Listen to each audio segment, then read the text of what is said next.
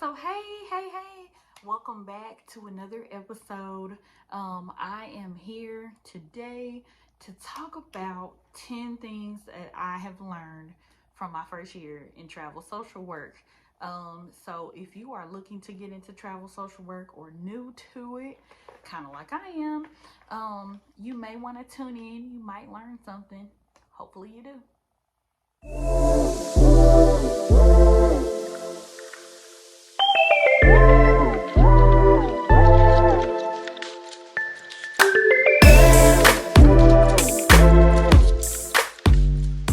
Alright, so welcome to today's video. Thanks for tuning in. We are talking, I am sharing 10 things that I have learned from my first year in travel social work. So I'm going to jump right in because if you've ever watched any of my videos, I can definitely just expand and talk. So the first one is that location matters. Okay. So obviously, when you're picking a travel job, you want to make sure that you're in a place where you're going to be comfortable. And right now, the comfortability I'm speaking on is weather. This is huge because I'm from Arkansas, which is the South, and in the South, we don't do snow. Simply put, um, I'm in New York right now, and obviously there's a ton of snow up here.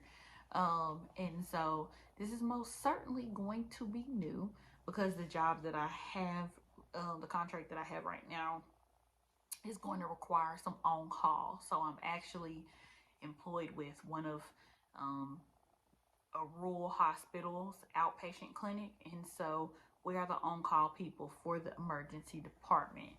So there will be times when I have to get up in the middle of the night and go assess someone who's in the emergency room, that's suicidal or homicidal. And so, you know, obviously when the weather gets bad, that's, you know, definitely going to be intimidating for me just to say that. But I'm not one of those kind of people that's going to allow it to be something that takes over, if that makes sense. But make sure that wherever you're going, you're good with how the weather's going to be. If you're not a person that likes a bunch of heat, the South may not be for you, especially in the summer. Arizona is definitely not for you because it's super hot there. If you are like super scared of the snow, um, the Northeast is probably not a great place for you. Probably not, the Rocky Mountains area like Colorado, Montana, Minnesota, things like that. So just think about that. And my first opportunity being in Washington State, so on the Pacific Northwest, and my second opportunity being in the Northeast. Definitely two different types of weather. So I'm getting a crash course. But I'm here for it. So number two, this is a big one. Um, be intentional about your money. Okay. Most people, one of the main benefits of doing this is the money that we make. So you don't want to waste your money, right? We're making more money than we've ever made in, on a job setting. And for most of us, this is going to be the most money we make in a job setting, like every week, every month, every 2 weeks, whatever, however you want to quantify that. But just to be honest, on my first travel opportunity, um, I was making, probably about 8,500, to $9,000 a month. And I can't tell you where any of that money is. Um, and I'm just being 100% honest. And that's why I'm telling you, like, make sure that you're intentional about your money. So, like, for this assignment now, I am intentionally saving $1,000 a week. I'm intentionally going to start investing my money. I'm going to be way more intentional about my money so that when I complete my contract, I can look back and say, this is where my money's gone. You're not going to be able to save every dime. Trust, I understand that. But you should be able to see what you should be able to easily think back, like, what did I do with the money that I've made? Okay. So be intentional about your money. Have a plan for what you're going to do with this money. Make sure it's something that advances you and helps you move forward. Okay. Number 3, this is a big one for me as well. You definitely want to make sure that you make the most of where you are. Again, during my first travel opportunity, I isolated a lot. And I think it was because I was overwhelmed, because I was away from everything I knew. No people, non familiar foods. I was just in a completely different part of the country. And so I didn't really do anything. Like, I didn't start doing anything until I had a coworker who engaged me and started taking, me to places around. Um, I didn't like try to be proactive and find what there was to do around me. The reality is that in this opportunity, with these kinds of opportunities, you're going to be alone. So you have to be comfortable with doing things alone. Um, and so now for this opportunity, I've already made a list of things that I'm going to do, not just necessarily right beside me, but you know, within short travel distances, right? I can take weekend trips, to places. Um, so yeah, make sure that you are intentional about the things that you want to do to make the most of your experience. Okay. Number 4, um, you definitely need to find things that make you comfortable. So for me, um, I want to get my hair done. I want to get my nails done. You know, I want food that I'm familiar with, right? There's just certain restaurants and things that I'm going to look for. Like last night, I had Wingstop, right? So, like, finding these kinds of things can help you make this feel like home. You can make it feel like a home away from home. And I think that's definitely a great tactic for like trying to survive on these travel opportunities, is just really finding things that make you comfortable so you can make this your home away from home. Okay. So um, make sure that you're comfortable wherever you are. That will help your contract just float by. Okay. Number 5, utilize your resources to build community. This is also something I didn't do because I told y'all that I isolated. Um, I'm a part of a national sorority. Like, I was so focused on being away from everything that I knew that I didn't even think, like, hey, let me reach out to some of my sorority sisters. You know, I finally got on and found, a group of African American women in the Seattle area. And so I ended up meeting a couple people through that. But like, there's definitely, ways that you can meet people, right? Um, Leverage those contacts that you have. If you know anybody from the area, hit them up, ask them to show you around. Like, utilize social media to help you find some people. There's plenty of people in your same position, right? So that's definitely a big piece of advice that I have for people. Don't isolate. Get out there and forge some new connections. It might be uncomfortable, but it's going to make your experience better. Okay. Number 6, and this is for my travelers that have kids. Um, Make sure that if you have a, kiddo, make sure that you are prioritizing and finding a way to stay connected to your child. We all understand, talking on the phone, FaceTiming, right? Um, Make sure that you're keeping them at the top of your list, because if you're anything like me, you miss your child, but you're doing what you have to do. Um, One of the ways that I stay connected with my child, and he's 8, is we play Roblox. He loves playing Roblox. So cool. I'll play Roblox with you for 30 minutes. That's nothing big. And it keeps my child, keeps us connected. It lets him know that, I still love and care about him even though I'm away. So if any of you have, kids and you're traveling, I would love to hear how you stay connected with your child in the comments below. Number 7, um, this is shifting to, finding jobs. Just as far as I've learned, um, you want to get a license where there are opportunities. I'm going to repeat that.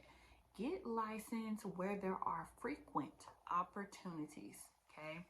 I'm going to share my licensure journey with you all. So right now I am licensed. This is in December of 2023, and I don't plan on getting any more licenses. Right now I'm licensed in Arizona, New York, Texas, Arkansas, and Missouri, and I'm working on Washington. That's going to be the very last one. But when I finished my first travel job, I was only licensed in Arkansas, Texas, and Missouri. And if you've ever tried to search for travel jobs, you don't see a plethora of opportunities for those states: Arkansas, Texas, and Missouri. So the biggest thing I did wrong was not have a license in places that had a ton of opportunities. New York, Arizona, Washington, those are hot spots for travel professionals.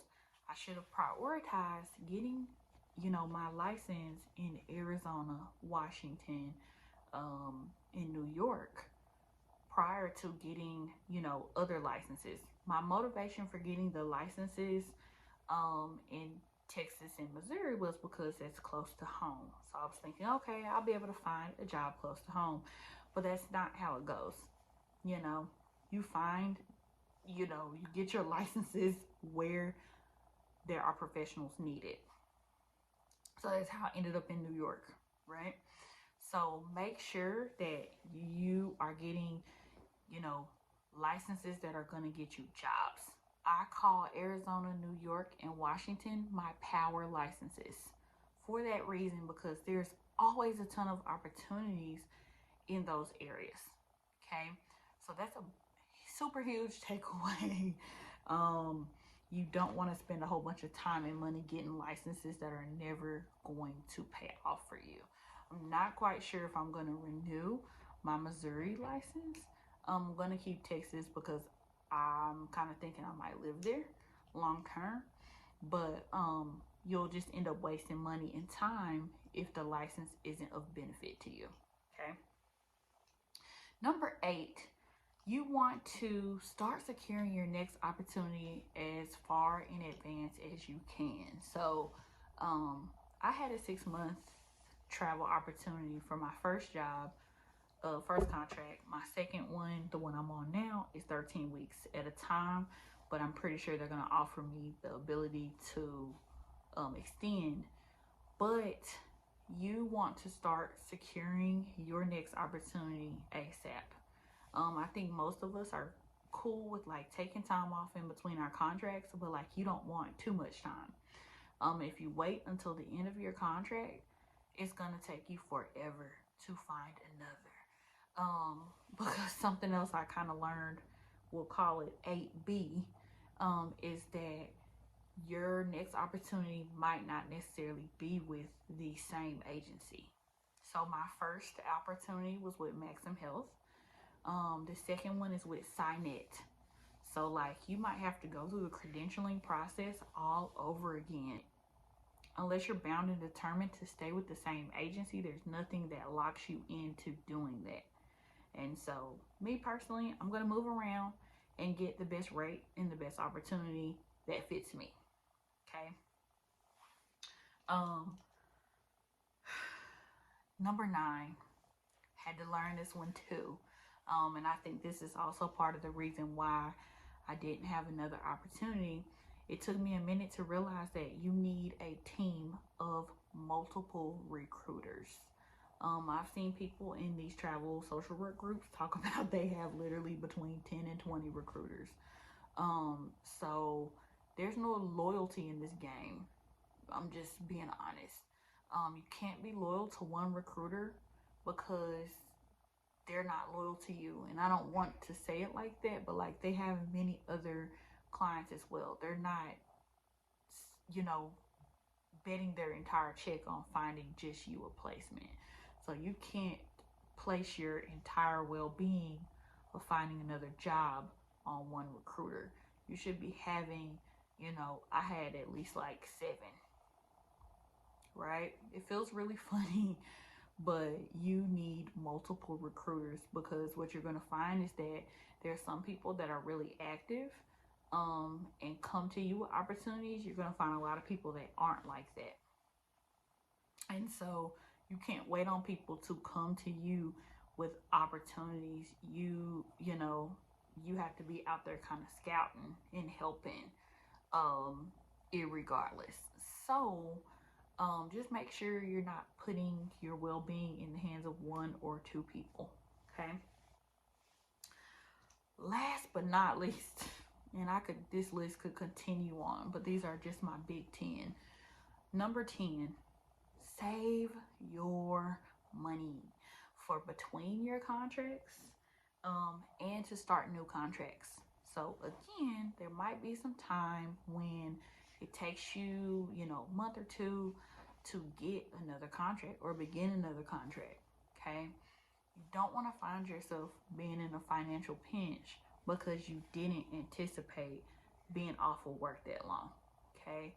So make sure that while you're doing your contract, you're saving money to float between your contracts.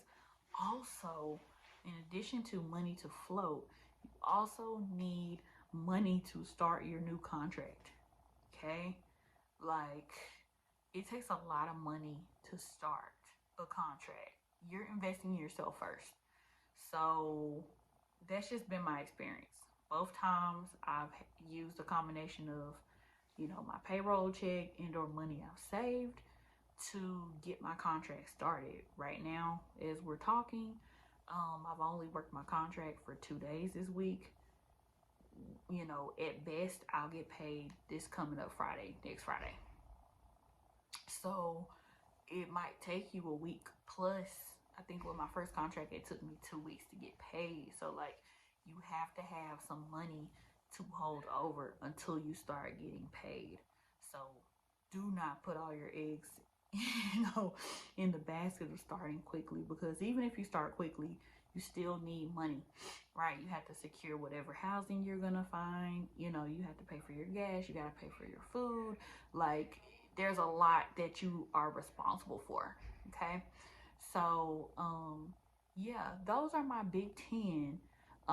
Let me know if you all have any that, any to add. Drop them in the comments below. I'll definitely check and respond. But hopefully this has been helpful to you if you are like looking to get into travel social work. It's really my goal just to give a different perspective that maybe you haven't had before. So I'll be back with another video soon. Thanks for tuning in. Bye.